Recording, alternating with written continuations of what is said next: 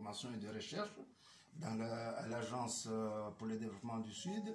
Et aujourd'hui, je suis à la Chambre de commerce de la Hamra pour voir le président de la Chambre et voir comment cette Chambre pourrait collaborer avec les chambres, par exemple, insulaires des Comores.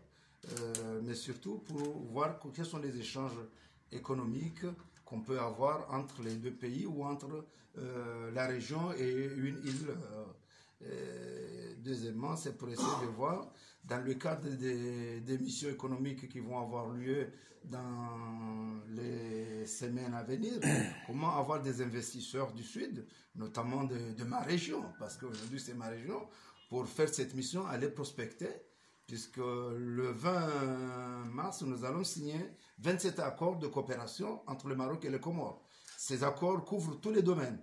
Et c'est pour dire que ça vient de la vision qu'ont nos deux chefs d'État, notamment Sa Majesté Mohamed VI, qui Dieu lui accorde de la santé, et une continuité pour mieux diriger le Maroc, et son Excellence Azali Assoumani, président de l'Union des Comores, sous la responsabilité, bien sûr, de deux ministres des Affaires étrangères, notamment M. Bourita, le ministre Bourita, et Amin Soef, qui font un travail remarquable pour toute l'Afrique, pour l'intégration africaine, pour le panafricanisme, mais surtout pour montrer ensemble cette vision que nous avons pour un combat unique qui est l'intégrité de nos territoires.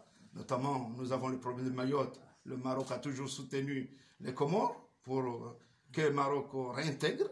Et nous aussi, depuis longtemps, on a toujours soutenu le Maroc pour dire que le Sahara est marocain.